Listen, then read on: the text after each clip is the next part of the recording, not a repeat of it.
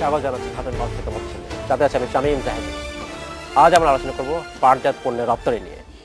এই নিয়ে আলোচনা করতে আমাদের সাথে স্টুডিওতে রয়েছেন বাংলাদেশ জুট মিলস কর্পোরেশনের chairman major general Humayun Khaled অবসরপ্রাপ্ত এবং জনতা জুট মিলের উপব্যবস্থাপনা পরিচালক মাহমুদুল হক। তবে মূল আলোচনা যাওয়ার আগে দেখেন একটি প্রতিবেদন। বাংলাদেশের নারায়ণগঞ্জ ও ভারতের মুম্বাই সহ বিভিন্ন এলাকায় বন্ধ হয়ে যাওয়া জুট মিলের যন্ত্রপাতি কাজে লাগিয়ে উত্তরাঞ্চলে স্থাপিত হয়েছে ৩৩টি জুট মিল। এর মধ্যে বগুড়ায় স্থাপিত ১৩টি জুট মিলে উৎপাদিত পণ্যের একটি বড় অংশেরই ক্রেতা ছিল প্রতিবেশী ভারত, পাকিস্তান ও চীন। আমাদের অপারগত কারণ হচ্ছে আমাদের প্রোডাক্টের মূল্য খুব নিম্নমান। জুট সহ ইলেকট্রিক খরচ সহ তাদের যে মজুরি সহ যে ৫০ টাকা পায়, সে ৫০ টাকায় আসলে মিলের লোকসান ছাড়া আর কিছুই হচ্ছে না। এই কারণে আমরা অলরেডি একটি শিফট বন্ধ করে দিচ্ছি। অনেক মিলই আমাদের মতো বন্ধ হয়ে গেছে এবং ভবিষ্যতে হয়তো আরও বন্ধ হয়ে যাবে। রপ্তানির পাশাপাশি এসব জুট মিলে উৎপাদিত বস্তাসহ নানা ধরনের পণ্য খাদ্য অধিদপ্তরের মতো সরকারি প্রতিষ্ঠানেও বিক্রি করত জুট মিলগুলো। তবে জুট মিলে শ্রমিকদের মজুরি তুলনামূলকভাবে কম হয়, অনেকেই পেশা বদল করেছে। আমি পাটকলে কাজ করতাম, এখানে ৮ ঘন্টা ডিউটি করার পরে আমাকে দিত ১০০ টাকা দিনে, কিন্তু এই টাকা দিয়ে আমার সংসার খুব একটা চলতো না। ১৪০ টাকা অনুসারে মানে আমাদের ভিতরে কারো হচ্ছে না, পোষাচ্ছে না। বিদায় কেউ কেউ আমাদের ভিতরে কেউ কেউ ওই অটো রিক্সা, ভ্যান বা রিক্সা এগুলো চালাচ্ছে। এই অঞ্চলে স্থাপিত জুট মিলগুলোতে ৫০,০০০ মানুষের কর্মসংস্থান হলেও সংকটে থাকা এসব জুট মিল এ অবস্থায় কতদিন স্বাভাবিক উৎপাদন ধরে রাখতে পারবে তা নিয়ে সংশয়ে আছেন সংশ্লিষ্টরা। Hasibur Rahman, independent news, Bogura. দেখলাম প্রতিবেদনটি আমরা। জনাব হুমায়ুন খালেদ এবং জনাব মাহমুদুল হক, স্বাগত জানাচ্ছি এই অনুষ্ঠানে আপনাকে। জনাব খালেদ, আপনার কাছে প্রশ্ন, বাংলাদেশের পাটের সম্ভাবনা কেমন? আপনাকে প্রথমে অনেক ধন্যবাদ আমাদেরকে এখানে ডাকার জন্য। প্রথমে বলবো যে বাংলাদেশের পাটের সম্ভাবনা আমি তো দেখছি প্রচুর। আপনি যদি গত কয়েক বছরে যদি একটা স্ট্যাটিস্টিক যদি আপনি নিয়ে যদি থাকেন, তাহলে আপনি দেখবেন যে আমাদের টোটাল রপ্তানির পরিমাণ অনেক বেড়ে গেছে। ওয়ার্ল্ড ওয়াইড আমাদের পাটের ডিমান্ড কিন্তু অনেক বেড়ে গেছে এবং আমরা বিজিএমসি আমরা 1/3 of the total product of Bangladesh আমরা কিনে থাকি। সেখানে আমরা দেখবো যে আমরা প্রত্যেক বছর কিন্তু আমরা বেশি বেশি করে পাট কিনছি। এর অর্থটা হচ্ছে, এবং আমি সাথে মাহমুদ ভাই এখানে আছেন জনতা মিলের, উনি হয়তো আমাকে সাপোর্ট করবেন যে আমাদের পাটের এক্সপোর্ট, পাটের প্রোডাকশন, আমাদের বিভিন্ন ধরনের প্রোডাকশন বা জুট গুডসের প্রোডাকশন কিন্তু আগে থেকে অনেক বেড়ে গেছে, অনেক বেড়ে গেছে। সুতরাং ওই তুলনায় আমি বলবো যে পাটের ডিমান্ড ওয়ার্ল্ড ওয়াইড এটা ডিমান্ড বাড়ছে, লোকজন চাহিদা অনেক বেড়ে যাচ্ছে। এবং সবচেয়ে যেটা বড় জিনিস হচ্ছে যে আপনার প্রত্যেক দিনে কিন্তু মানুষ কিন্তু এই ব্যাপারে প্রচণ্ডভাবে সচেতন হওয়ার সাথে সাথে কিন্তু পাটের ডিমান্ড কিন্তু অনেক বেড়ে যাচ্ছে। ধন্যবাদ জনাব খালেদ, ফিরে আসবো। জনাব হক, আপনার কাছে প্রশ্ন, পাটের সম্ভাবনা অনেক, ডিমান্ড বাড়ছে, তারপরও আমরা প্রতিবেদন দেখলাম যে ওই অঞ্চলের পাটকলগুলো একটু সংকটে রয়েছে। কেন এই সংকট? এই সংকটটা আপনার মূলত কারণ হলো আপনার গত ৩-৪-৫ বছরে বেশ কিছু মিল একসাথে এস্টাবলিশড হয়েছে। সেটা আপনার স্পিনিং সেক্টরে স্পিনিং মিল এবং উইভিং মিলও একসাথে হয়েছে, যারা নাকি ছালার বস্তা চট করছে। এবং এত অল্প সময়ে যখন ক্যাপাসিটি বৃদ্ধি হয় ও বেশি করে, তখন একটা ওভার সাপ্লাই সিচুয়েশন হলে অটোমেটিক্যালি দামের উপর চাপ আসে। এই দামের চাপটাই আপনার প্রফিটটাকে লসে কনভার্ট করে নিয়ে নেয়। এটা অল্প সময় না হয়ে যদি 10 বছরে হতো, তাহলে হয়তো এই সমস্যার সম্মুখীন হতো না এই সময়। জনাব খালেদ, আপনার কাছে প্রশ্ন, সরকারি জুট মিলগুলোর কি অবস্থা? আমাদের সরকারি জুট মিল, আমাদের টোটাল জুট মিল হচ্ছে ২৭টার মধ্যে 26টা চালু আছে, একটা বন্ধ বলবো না, এটাকে আমরা কনভার্ট করে আমরা পেপার অ্যান্ড পাল্প মিলে যেতে চাচ্ছি। আচ্ছা। আর গত প্রায় 1.5 থেকে 2 বছরের মধ্যে 7টা মিল বন্ধ ছিল, 7টাকে আমরা চালু করেছি। এর অর্থটা হচ্ছে যে আমাদের সবগুলো চালু আছে এবং আমাদের প্রোডাকশনও ভালো হচ্ছে, আমাদের এক্সপোর্ট ভালো হচ্ছে এবং আমাদের কোনো মিল এখন আর কোনো বন্ধ নেই, কিন্তু সবগুলো চালু আছে এবং খুব ভালোভাবে চালু আছে এখন। আচ্ছা, ধন্যবাদ জনাব হক। এক্সপোর্ট বাড়ছে, কিন্তু এক্সপোর্টের বহুমুখী কি আসলে বাড়ছে? আমরা আমাদের যে পণ্য আগে যে রপ্তানি করতাম, সে একই কি পণ্য আমরা রপ্তানি করছি? আপনারা যদি দেখেন এক্সপোর্টের ফিগার্স যদি দেখেন, আপনার ছালার চট এবং বস্তা হয়তো স্বাধীনতার আমলে 5 লাখ 5.5 লাখ টন এক্সপোর্ট হতো, সেটা হয়তো নেমে এসে এখন 2.5 লাখ টনের মতন হয়েছে। হয়তো প্রাইভেট সেক্টর পাবলিক সেক্টর মিলে 2.5 থেকে 3 লাখ টন হবে।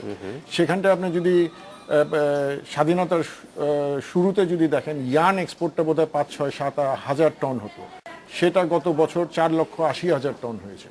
তার মানে আমাদের দেশ থেকে র জুট এক্সপোর্টটা কমে যাচ্ছে এবং ম্যানুফ্যাকচার্ড গুডসের এক্সপোর্টটা বাড়ছে। সেটা বেসিক্যালি হচ্ছে আপনার ছালার চট, বস্তা এবং ইয়ার্ন। এরপরে যে বহুমুখীটা, সেটার মধ্যে আমি বলবো তেমন একটা বাড়ছে না, কারণ আমাদের পার্শ্ববর্তী দেশ ইন্ডিয়াকে যদি দেখতে পারতে পারি, ওদের ওখানটায় বহুমুখীতে ওরা এগিয়ে আছে। আচ্ছা, জনাব খালেদ, আমরা বহুমুখীতে করণ করতে পারছি না, এটার মূল সমস্যাটা কোথায়? আমাদের রিসার্চ উইং নাই, ইউনিট নাই, কি সমস্যা? আমরা কিন্তু বহুমুখী করতে পারছি না, বাট এটা হয়তো স্লো, প্রসেসটা হতে খুব স্লো হচ্ছে। বাট আমাদের কিন্তু রিসার্চ ইনস্টিটিউশন আমাদের আছে, আমাদের বিজিআর আছে, যেটা গভর্নমেন্ট, যেটা জুট রিসার্চ ইনস্টিটিউশন আছে। এরকম কিন্তু আমাদের আরও ছোট ছোট অনেক ইনস্টিটিউশন আছে, বা প্রাইভেট লেভেলে কিন্তু অনেক ধরনের রিসার্চ কিন্তু হচ্ছে। এবং আমাদের বাইরে কিন্তু ভ্যালু অ্যাডেড অনেক আইটেম বা অনেক ধরনের ডেকোরেশন বা আপনার ইসের জন্য অনেক কিন্তু আইটেম, ডাইভার্সিফাইড অনেক প্রোডাক্ট কিন্তু যাচ্ছে, হয়তো আমরা জানি না আমরা। বাট এটা কিন্তু আমাদের দেশ থেকে এগুলো তো তৈরি আমরা শুনছি না। আমরা অনেক আগে শুনেছি যে পাট থেকে কাগজের পাল্প তৈরি করা হবে, সেখান থেকে কাগজ তৈরি হবে। এই জিনিসগুলো ওই এখনো ল্যাবরেটরির মধ্যেই সীমাবদ্ধ, এগুলো ঠিক কমার্শিয়াল কোনো ইউজ আমরা এখন দেখি না। এটা কিন্তু অত হয়তো কমার্শিয়াল হচ্ছে না, বাট এটা কিন্তু আপনার হচ্ছে, এটা আপনার হচ্ছে। বাট এটা হয়তো পাট থেকে আমরা পেপার তৈরি করছি না, ওইভাবে যাচ্ছি না। বাট পাট থেকে অন্যান্য যে সমস্ত প্রোডাক্ট, যেমন ফার্নিচার আইটেম বা আপনার ডেকোরেশন আইটেম, কিন্তু অনেক কিন্তু হচ্ছে, এগুলো কিন্তু যাচ্ছে, এগুলো আচ্ছা, এগুলো কিন্তু হচ্ছে। বিশেষ করে প্রাইভেটে কিন্তু তারা কিন্তু অনেক তারা এগিয়ে গেছে, এবং তারা কিন্তু অনেক দেশে এগুলা রপ্তানি করছে।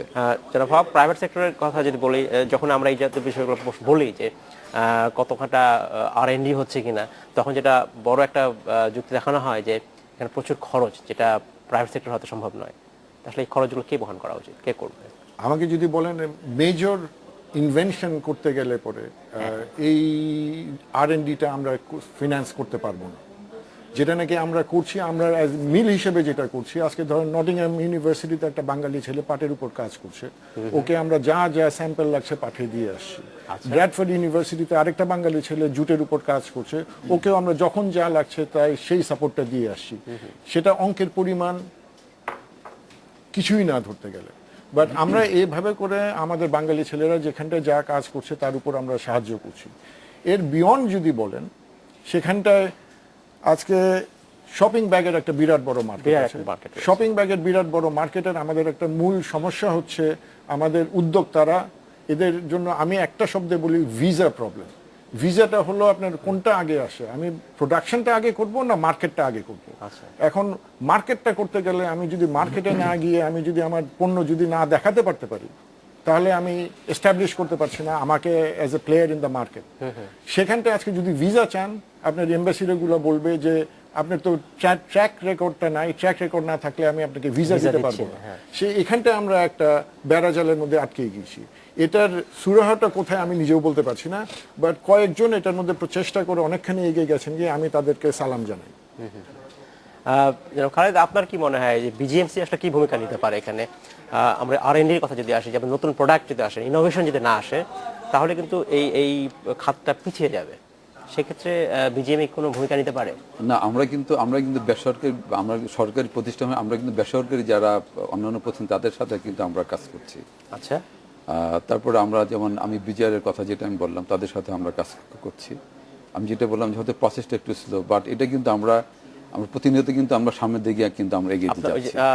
ওই যে গবেষণার প্রতিষ্ঠানগুলো রয়েছে, সেগুলোর সাথে কি আপনাদের এক ধরনের নিয়মিত বৈঠক বা কাঠামো কোনো আছে যেখানে আপনারা ইন্টারাকশন করতে পারেন? Yes, exactly. আমরা তো যাচ্ছি, আমরা বৈঠক করছি, আমরা আসছি, আর তাদেরকে আমরা এই অনেক ল্যাবরেটরি আছে আমাদের দেশে, সেগুলো থেকে আসলে কি আমরা ঠিক কমার্শিয়াল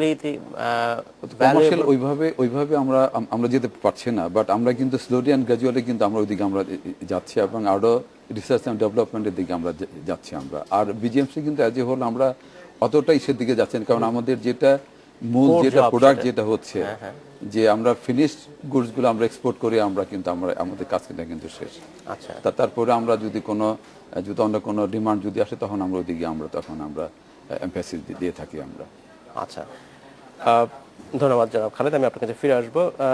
জনাব হক, আপনার কাছে প্রশ্ন, যেটা সাম্প্রতিক সময়ে যে প্যাকেজিং বা মোড়কের যে একটা সরকারি আইন হয়েছিল, যেখানে বলা হয়েছিল যে পাটজাত পণ্য, পাটজাতের প্যাকেজিংয়ে পাটের ব্যবহার থাকতে হবে, এখানে বাধ্যতামূলক করা হয়েছিল। এরপরে বোধহয় আর এটা এগোয়নি, কেন এগোয়নি? এটা আমার থেকে বোধহয় খালেদ সাহেব আমার থেকে বেটার বলতে পারবেন, বাট আমার যেটা অবজারভেশন হলো, আমরা 4টা সেক্টরকে ধরেছি ম্যান্ডেটরি প্যাকেজিং এর জন্য। তার মধ্যে চিনি, খাদ্য, ফার্টিলাইজার এবং সিমেন্ট। আমাকে যদি বলেন সিমেন্টটা থাকাই উচিত ছিল না, কারণ এটা সিমেন্ট ম্যানুফ্যাকচারাররা মানবে না, আমরা দিতে পারবো না। আজকে ফার্টিলাইজারটা যদি বলেন, এটা সরকারের এক অঙ্গ আরেক অঙ্গকে বলবে যে তুমি তৈরি করে দিয়ে দাও, আমি ব্যবহার করবো। এটা গভর্নমেন্টের ইন্টারনাল ডিসিশন, এটা গভর্নমেন্টের একবার ডিসিশনটা নিয়ে নিলেই হয়, এটা কারোর সাথে কনসালটেশনের দরকার নাই। তারপরে আসেন আপনার সুগার এবং খাদ্য। সুগারটাও আমি বলবো ইন্ডিয়াতে যদি দেখি, সুগারটা আস্তে আস্তে ওরা পাটের থেকে কমে আসছে, আমি সেটাতেও যাব না। আজকে যদি আপনার চালের আড়তে যান, যে কোনো চালের আড়তে গেলে আপনি দেখবেন যে প্লাস্টিকের ব্যাগ কতখানি ছড়িয়ে গেছে। এটাকেই যদি আমরা ফোকাস করি, এটার মধ্যে যদি 10, 20, 30, 40% করে বেরিয়ে নিয়ে নিই, তাহলে আমাদের ইন্ডাস্ট্রি ওটাকে ব্যাকওয়ার্ড লিঙ্কেজটা দিতে পারবে, পাটের বস্তাটা দিতে পারবে এবং খাদ্যটা ওটার মধ্যে প্যাকেজ হতে পারবে। তো এখন পুরোটাকে বড় করে দেখতে গিয়ে এটা সমস্যা হয়ে গেছে গিয়ে, খুব ছোটভাবে যদি sector by sector, product by product যদি করতে পারতো, তাহলে এটা সাফল্য সাথে সাথে। জনাব হক, আপনার ধন্যবাদ। আমরা বিরতিতে সময় হয়েছে, ফিরে এসে আমরা জনাব খালেদের কাছে শুনবো বাকি অংশটা। সময় হলো একটি বিরতিতে যাবার, ফিরছে শীঘ্রই, সাথেই থাকবে।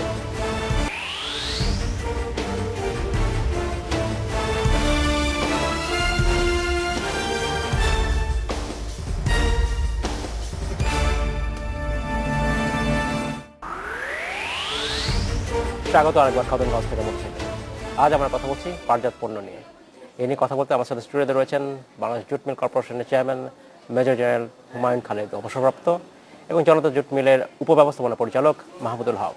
জনাব হক, জনাব খালেদ, আপনাদের স্বাগত জানাচ্ছি অনুষ্ঠানে আর একবার।